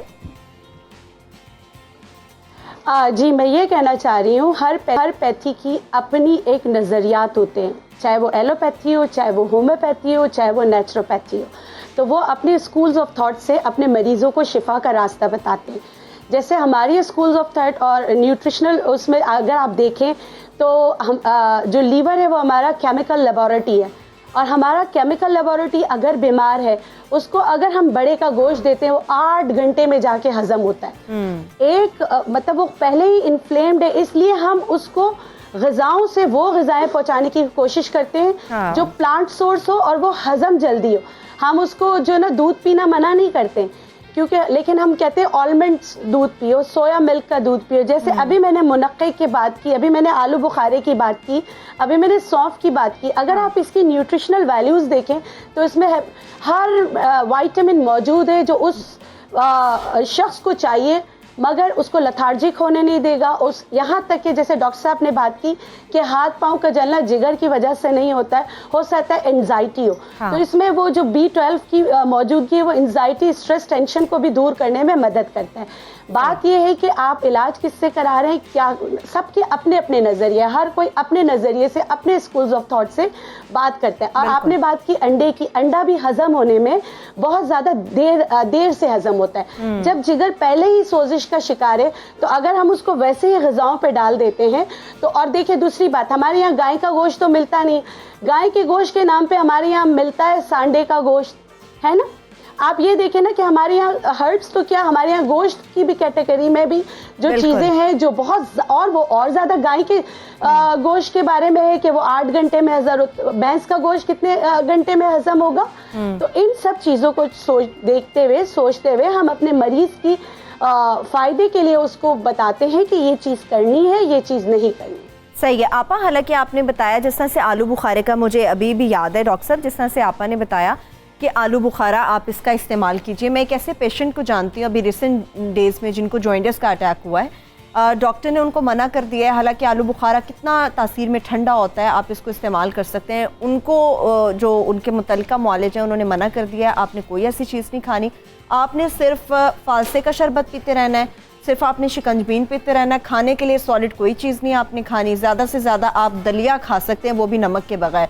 डॉक्टर साहब ये कितना गलत है जब एक फ्रूट मौजूद है मार्केट के अंदर और अल्लाह ताला की तरफ से कुदरती तौर पे वो आपके लिए इलाज का बायस बन सकता है, तो फिर उस पर डॉक्टर्स ये मना क्यों कर देते हैं, ये क्या प्रॉब्लम है? लंबी बहस हो जाएगी, मैं इसमें आर्गूमेंट्स में नहीं जाना चाहता। हम मेडिसिन में जो बात करते हैं ना, एविडेंस बेस्ड होती है। वो सिर्फ हमारे थॉट या कंजेक्चर या हमारे सीनियर्स के थॉट्स की बात नहीं होती जी। उसके ऊपर कई घंटों की रिसर्च हुई होती है और रिसर्च से वो चीज़ साबित होती है। डाइट का मैं पहले कह दिया हुआ है कि डाइट में कोई डिस्क्रिशन की ज़रूरत नहीं होती है। सो अगर किसी ने ये कहा है कि सिर्फ ये चीज़ लो और ये चीज़ ना लो, तो मेरी नज़र में, डॉक्टरी नज़र में उसका नुकसान हो सकता है, क्योंकि उसको एक बैलेंस डाइट की ज़रूरत होती है। और बुखार भी उस मरीज़ का नहीं टूट रहा। तो हमें प्रोटीन्स की ज़रूरत होती है, क्योंकि प्रोटीन्स जो होते हैं वो बिल्डिंग ब्लॉक्स होते हैं। जी बिल्कुल। सिर्फ विटामिन अगर आप देते रहेंगे तो उससे आपकी बॉडी नहीं बन सकेगी, कार्बोहाइड्रेट्स या फैट से बॉडी नहीं बनेगी। तो हमें प्रोटीन्स की ज़रूरत होती है, और जिस फॉर्म में भी आप लेना चाहें प्रोटीन्स लें, एक बैलेंस डाइट लें। आप मरीज़ से पूछें, जो चीज़ वो नहीं हज़म कर पा रहा वो बेशक ना ले, लेकिन मफरूज़े के तौर पे एक मेन्यू के ऊपर क्रॉस लगा देना ये चीज़ें आप नहीं खा सकते, एब्सोल्युटली इनकरेक्ट। मैं आपके चैनल के थ्रू ये वाजे करना चाहता हूँ सही नहीं है कि एक्यूट हेपेटाइटिस के लोगों को जो चीज़ वो हज़म कर सकते हैं उनको लेनी चाहिए और वो देखेंगे इससे उनको तंदुरुस्ती मिलेगी। ठीक है। और उनकी बीमारी की लॉन्गेविटी में कोई गलत असर नहीं आएगा। ये उनको वो तमाम चीज़ें लेनी चाहिए जो डिफेंड कर सके और उनकी बीमारी का तोड़ कर सके। आपा एक और कॉलर हमारे साथ मौजूद थे, उन्होंने अपनी बेटी के हवाले से पूछा था, या बेटा था उनका 10 महीने का, वो मैं आपसे जानूंगी, मगर कॉलर भी हमारे साथ मौजूद है, उनसे भी साथ साथ बात कर लेते हैं। अफशा हमारे साथ कॉलर मौजूद है, उनसे बात करते हैं। जी अफशा, बात कीजिए। अस्सलाम वालेकुम जी। जी वालेकुम अस्सलाम। जी कैसी हैं? ठीक है। मैंने डॉक्टर साहब से पूछना है जी, बात कीजिए। मुझे मेरा लीवर फैटी है, डॉक्टर को मैंने चेक कराया, अल्ट्रासाउंड वगैरह कराया, लेकिन उन्होंने पहले भी एक साहब ने बात की, मुझे यही बताया कि आपका जिगर फैटी हो गया है, लेकिन इसके लिए मुझे कोई खास दवाई नहीं दी गई। मेरा प्रॉब्लम यह है कि जिगर मेरा स्वेलिंग किए रखता है, हर वक्त खाती हूँ तो कुछ हजम नहीं होता।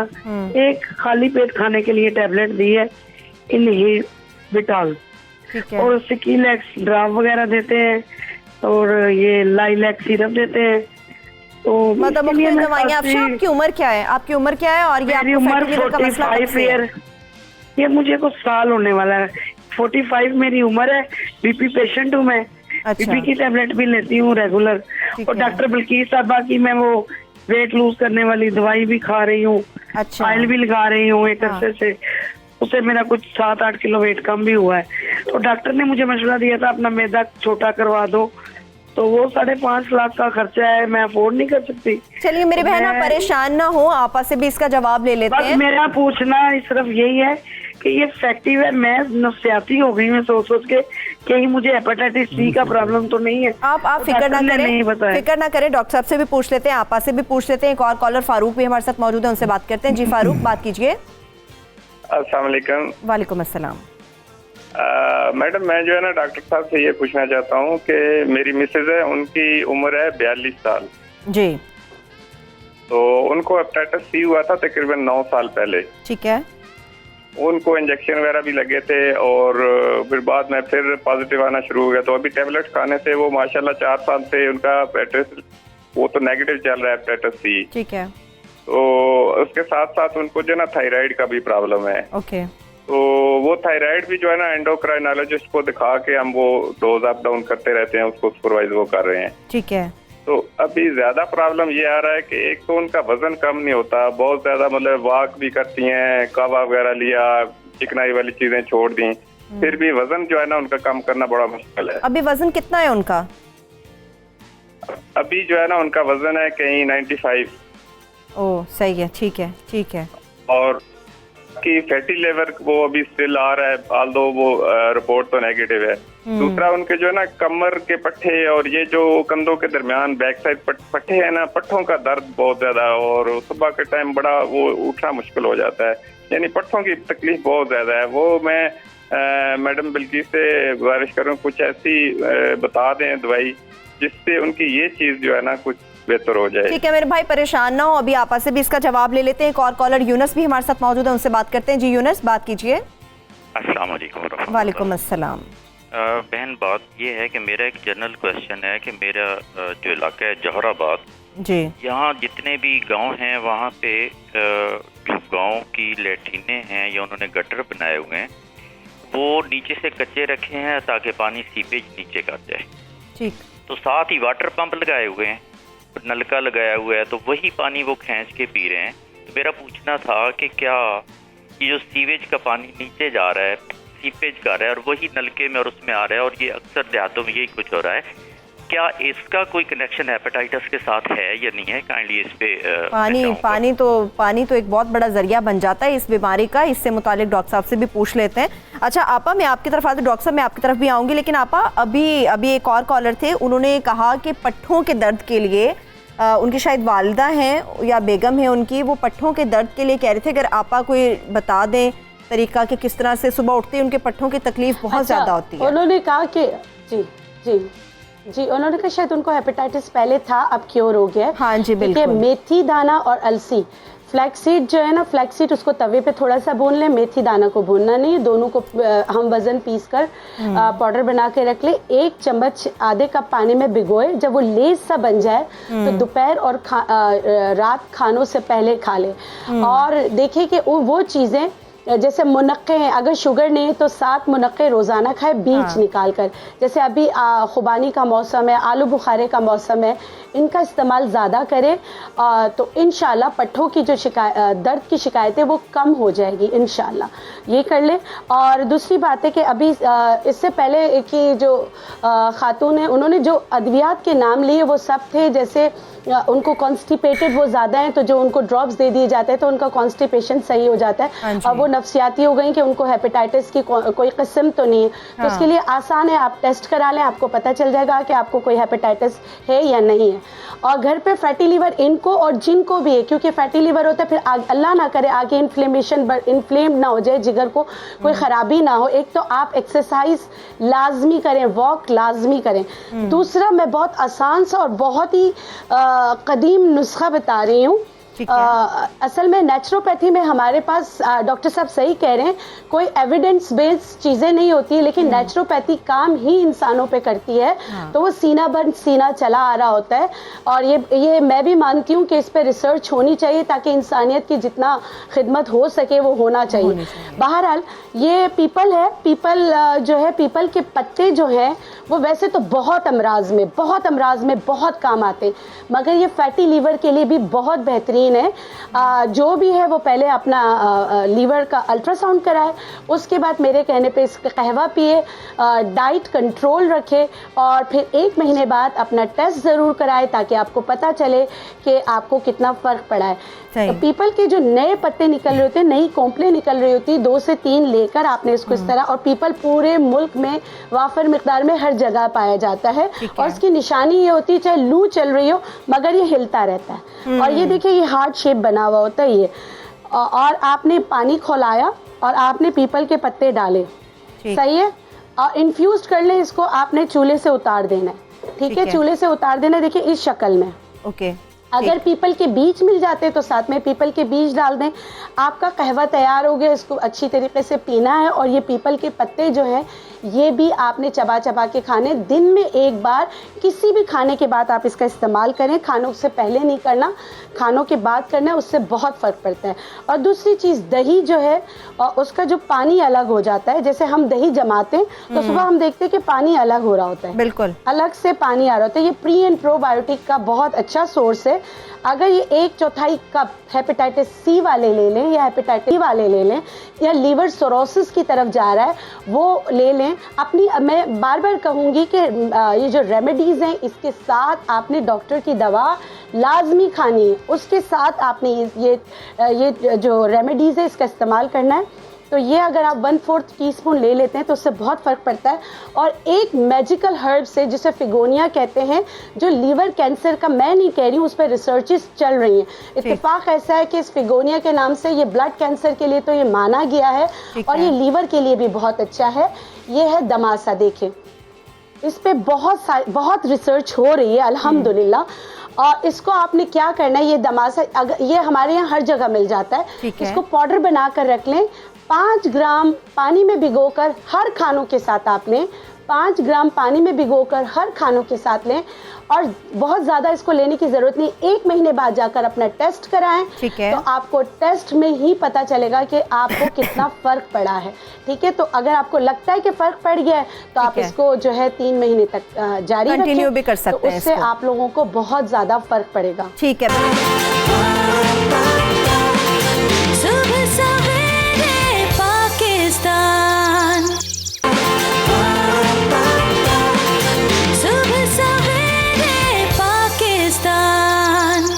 डॉक्टर साहब, एक तो फैटी लीवर का बहुत मसला आ रहा है जो आपा ने भी डिस्कस किया है और उसका तरीका भी बताया। एक हमारे कॉलर मौजूद थे जो अपने जोहराबाद और दीगर देहातों की बात कर रहे थे और बता रहे थे कि पानी जो आप यूज़ करते हैं वही पानी आपका नल के ज़रिए आता है, वही आप यूज़ शुदा पानी नल के ज़रिए पीते हैं। हेपेटाइटिस के लिए ये कितना ख़तरनाक होता है और क्रॉनिक हेपेटाइटिस, इससे मुतालिक भी लोगों को अवेयर करने की ज़रूरत है कि ये है क्या। ठीक है, आपके पहले सवाल का जवाब मैं पहले दे दूँ। पानी आम तौर पे जो पानी आलूदा होता है, जो वाटर सप्लाई सिस्टम्स होती हैं, क्योंकि वो जो पाइप्स होती हैं वो सड़कों पे से गुजर रही होती हैं, थोड़ा सा ही 6 इंच नीचे होती हैं, जब गाड़ियाँ उसके ऊपर से गुजरती हैं उनमें क्रैक्स आ जाते हैं, उनकी चूड़ियाँ खुल जाती हैं, वहाँ पे लीकेज होती है, पानी इकट्ठा हो जाता है, वो पानी जो है वो मिल जाता है साफ पानी डर्ट से, और फिर जब अगर वाटर सप्लाई के पाइप्स में पानी बंद होता है इंटरमिटेंट सप्लाई में, अंदर सक इन हो जाता है। ओके। इसी तरह आपने देखा होगा हमारे शहर में जो बड़े बड़े गंदे नाले हैं, इनमें से सीवरेज पाइप्स गुजर रही होती है, लोगों की वाटर सप्लाई पाइप्स गुजर रही होती है। अगर उनमें कहीं चूड़ियों में क्रैक्स हैं, पानी उनके ऊपर से गुजरा, उसके अंदर सीवरेज जमा हो जाती है। हाँ, इसके अगेंस्ट जो हैंड पंप है, अगर वो हैंड पंप आपके घर में लगा हुआ है और वो खासी हद तक 300-400 फुट डीप लगा हुआ है बिल्कुल, तो उसमें वो वायरस फ्री पानी होगा, लेकिन और आप डायरेक्टली सोर्स से लेंगे। लेकिन वो बाहर जो लगे हुए होते हैं नल वगैरह, देहातों में तो ये होता है बाहर लगे हुए जो नल है उनका इस्तेमाल कर लिया जाता है। अगर देखें, अगर तो आप नल का लफ्ज़ इस्तेमाल कर रही हैं वाटर सप्लाई के साथ जो कनेक्टेड है, तो अगर आपकी वाटर सप्लाई में फुल प्रूफ नहीं है, अगर वो वाटर सप्लाई सिस्टम में जोड़ लीक कर रहे हैं, उनमें गंदा पानी शामिल हो रहा है, तो जहाँ पे भी वो नल होगा वो बाई से डिजीज़ होगा। लेकिन अगर कोई हैंड पंप लगा हुआ है और वो डीप डाउन गया हुआ है, वहाँ तक वायरसेस बैक्टीरिया नहीं पहुँचते, जो ख़ास तौर पे लाहौर में वासा के हैं पंप्स, वो आमतौर पे 600 to 800 फीट डीप होते हैं। तो अगर आप डायरेक्टली उनसे पानी लेंगे वो साफ़ होगा। उसमें कोई इशू नहीं होगा। तो अगर आप अपनी डोल बाल्टी साफ़ लेके आए हुए हैं और डीप सीटेड हैंड पंप से पानी ले रहे हैं, वो ज़्यादा रिलायबल है एज़ कम्पेयर टू कि जो वाटर सप्लाई सिस्टम से आ रहा है। ठीक है, तो ये तो पानी की बात हो गई। अब क्रॉनिक हेपेटाइटिस बी, जी क्रॉनिक हेपेटाइटिस बी जो है ये it's a different ball game. Chronic hepatitis B जब शुरू होता है तो आपको पता नहीं लगता, वायरस आपके अंदर आ जाता है और 15 से 20 से 30 साल तक किसी को पता नहीं लगता कि उसको हेपेटाइटिस है। इतने खामोश तरीके से ये बिल्कुल साइलेंट होता है और इसमें कोई स्पेसिफिक सिम्टम्स नहीं होते। ये गंदे पानी और गंदी खुराक से नहीं होता। डॉक्टर साहब तासुर तो यही आता है कि शायद गंदा ठीक तासुर नहीं, ये ठीक तासुर नहीं। ये गंदे पानी और गंदी खुराक से क्रॉनिक हेपेटाइटिस बी और सी नहीं होता। ये होता है अगर किसी मरीज़ का खून या उसके बॉडी फ्लूइड्स दूसरे हेल्दी शख्स में मुंतकिल हो जाए। अब आप पूछेंगे वो कैसे हो सकते हैं? ब्लड डोनेशन, अगर जब आप खून की मुंतकिली होती है, डोनर को अगर आप अच्छी तरह स्क्रीन ना करें या स्क्रीन ही ना करें, सस्ते ब्लड बैंक्स में ऐसे होता है। तो गवर्नमेंट ने बड़ा अच्छा क्रैक डाउन किया हुआ है, अब सस्ते ब्लड बैंक्स ख़त्म हो गए हैं तकरीबन। सही। तो वो इनएडवर्टेंटली ब्लड जो मिल रहा होता है वो किसी पेशेंट का, उस बेचारे को भी नहीं पता होता मुझे हेपेटाइटिस है, और दूसरे और लेने वाले को भी नहीं पता। तो जिम्मेदारी ब्लड बैंक के ऊपर आती है। उसके बाद आपने देखा होगा ये फुटपाथ पे बैठ के दांतों का इलाज हो रहा है। अनक्लीन इंस्ट्रूमेंट्स, अनक्लीन इंस्ट्रूमेंट्स जहाँ मर्जी इस्तेमाल हो, बेशक सब स्टैंडर्ड हॉस्पिटल्स में हो या फुटपाथ पे हो, वो आपने किसी का दांत निकाला, उस पर उसका खून या बॉडी फ्लूइड लग गया, उसको भी नहीं पता था उसको हेपेटाइटिस है, आपने उसको साफ़ नहीं किया, आपने अगले मरीज़ को वो मुंतकिल कर दिया। हजामों से शेव करवाना, मर्दों के ऊपर ये सुस्ती का इंतहाई जो है ना आला दर्जा है कि आप शेव भी खुद ना करें। अल्लाह ताला ने आपको 2 हाथ दिए हुए हैं, एक आपको मिरर चाहिए, खुद शेव करें। हजामों से जब शेव करवाते हैं, ब्लेड कट लगाता है, उस शख्स को भी नहीं पता होता हेपेटाइटिस है, उसका खून लग जाता है। अगला पेशेंट बेचारा नॉर्मल आया, उसको कट लगा, वहाँ से वायरस उधर मुंतकिल हो गया। डिलीवरी के दौरान अगर आप एहतियातें ना करें, उसके बाद ये जो टैटूइंग होती है जी। या कान छिदवाना होता है, ये सारी चीज़ें ऐसी हैं जिनसे ये क्रॉनिक हेपेटाइटिस अच्छा, ये तो एक आपने ब्लेड की बात की डॉक्टर साहब, बहुत सारे ऐसे हजाम हैं जो आजकल आपने देखा होगा सैलून्स वगैरह पे भी मशीन का इस्तेमाल भी किया जाता है शेव वगैरह बनाने के लिए। मशीन का इस्तेमाल जो है वो सभी के ऊपर एक ही मशीन से हो रहा होता है, उससे भी ये मसला हो सकता है। जहाँ स्किन पेनिट्रेशन इन्वॉल्व होती है, ठीक है, वो इंस्ट्रूमेंट जो है या डिस्पोजेबल होना चाहिए या अकॉर्डिंग टू सेट स्टैंडर्ड्स, जिस तरह अच्छे अस्पतालों में सर्जिकल इंस्ट्रूमेंट्स क्लीन होते हैं, बिल्कुल उनका एक पूरा प्रोटोकॉल होता है, ठीक है, उस प्रोटोकॉल से वो चीज़ क्लीन होनी चाहिए। और एक और थोड़ी सी पॉलिसी होती है कि बाज़ अच्छे हजाम जो हैं वो डिस्पोजेबल उस तरह इस्तेमाल करते हैं जी। लेकिन कभी आप देखें नया उस तरह निकाला, उसको साफ़ किया, एक गंदे से तौलिए से उसको साफ़ कर लिया, बिल्कुल बिल्कुल, तो उससे वही काम हो रहा है। तो आपने वो जो डिस्पोजेबल इस्तेमाल किया है वो ख़त्म होगी उसकी डिस्पोजेबिलिटी। ठीक है, तो they should use clean towel और बेस्ट टिश्यू पेपर इस्तेमाल करें जो उस पेशेंट के लिए नया निकला हो, उससे उसकी फोम साफ़ करें। ठीक है, तो ये तरीके हैं क्रॉनिक हेपेटाइटिस सी और बी फैलने के। अब हमारे मुल्क में जैसे आपकी रिपोर्ट ने कहा, तकरीबन 1 करोड़ से ऊपर लोग हैं जिनको हेपेटाइटिस बी और सी है, और इनमें से तकरीबन 90% ऐसे हैं जिनको पता ही नहीं है कि उनको है। उनको हेपेटाइटिस जो सरफेस पे नोन है वो 10% है। ठीक है, तो हमारी जो सबसे बड़ी इस वक्त जिद्दोजहद है हेपेटोलॉजिस्ट की, वो ये है कि फाइंडिंग द मिसिंग मिलियंस, कि इन लोगों को ढूंढा जाए, इनको ट्रीट किया जाए। अच्छा, इनको ट्रीट करने का फ़ायदा ये है, एक तो वो ख़ुद बीमारी से सफ़र नहीं करेंगे, और वो जो 15-20 साल की मुद्दत में उन्होंने स्प्रेड करना था जी, आप स्प्रेड को भी रोक रहे हैं। ठीक है, उसकी कनेक्टिविटी को भी रोक रहे हैं। अच्छा, आपा की तरफ भी चलते हैं। आपा, मतलब जिस तरह डॉक्टर साहब ने भी बात की, सालों तक ये खामोश तरीके से आप पे अटैक करता है और कई सालों के बाद आपको पता चलता है कि आप इस बीमारी का शिकार हो गए। अच्छा आपा, इसके लिए कुछ डाइट्स भी होती हैं, अल्लाह ताला ने हर खुराक में कुछ ना कुछ इस तरह का इंक्लूड किया हुआ है कि किसी भी बीमारी से लड़ने के लिए उसको इस्तेमाल किया जाता है। एक तो जो खामोश तरीके से अटैक हो गया किसी के ऊपर, उनके लिए डाइट प्लान क्या होना चाहिए, या जो लोग इस बीमारी से बचना चाहते हैं उनको अपनी डाइट में कौन सी चीजें ऐड करनी चाहिए? ये एक छोटी सी चीज है कि ये भी अगर हो जाए तो बहुत सारे लोगों की जिंदगियां बच सकती हैं। अच्छा, लास्ट 1 मिनट है मेरे पास आपा, लास्ट 1 मिनट है। जी जी, अच्छा ठीक है मैं बता देती हूँ। एक कहवा बनाना बताती हूँ जिसे लीवर डिटॉक्स कहते हैं। ठीक है, उसके लिए आपने क्या करना है, ताज़ी गुलाब की पत्तियां लेनी है। ठीक है, ताज़ी गुलाब की आपने लेनी है, पानी में डालना है, मक्को डालना है, ठीक है, सौंफ डालना है, पहाड़ी पुदीना डालना है। ये हेपेटाइटिस ए से लेकर ई तक के लिए बता रही हूँ। ठीक है, कि आपको है या आप बचना चाहते हैं या लीवर डिटॉक्सिफिकेशन पे जाना चाहते हैं, इसका कहवा बना के दिन में 2 बार पीजिए। तो इससे आपका जिगर जो है इन्फ्लेमेशन जो है वो जमा नहीं करेगा, टॉक्सिक जो है वो निकल जाएंगे। ठीक है, तो ये आसान सा कहवा है, इसमें कोई ऐसी चीज़ नहीं है जो बहुत ज़्यादा मुश्किल हो। आसान चीज़ें इसका इस्तेमाल कीजिए। और जैसे दही का पानी का मैंने बताया, वो प्री एंड प्रोबायोटिक है, आपके गुड एंजाइम्स को बढ़ाता है, बैड बैक्टीरिया को ख़त्म करने में मावन साबित होता है। तो आप इसका भी इस्तेमाल कीजिए, इससे आप जो है बहुत सारे मतलब के जिगर के अमराज से बच सकते हैं। ठीक है, थैंक यू सो मच आपा, आपने बड़ा कीमती वक्त हमारे लिए सुबह सवेरे पाकिस्तान के लिए निकाला। इंशाल्लाह फिर से आपको तकलीफ देंगे और कोशिश करेंगे कि पिछली मरतबा की तरह इस मरतबा भी जब भी आप लाहौर तशरीफ़ लेके आएँ तो यहाँ सेट पर हमारे साथ मौजूद हो। And thank you so much professor साहब, आपका भी बेहद शुक्रिया, आप भी सुबह सवेरे पाकिस्तान में तशरीफ़ लेके आए। एक आम ये जो बीमारी है फैल चुकी है, इससे बचाव आप ही के अपने हाथ में है।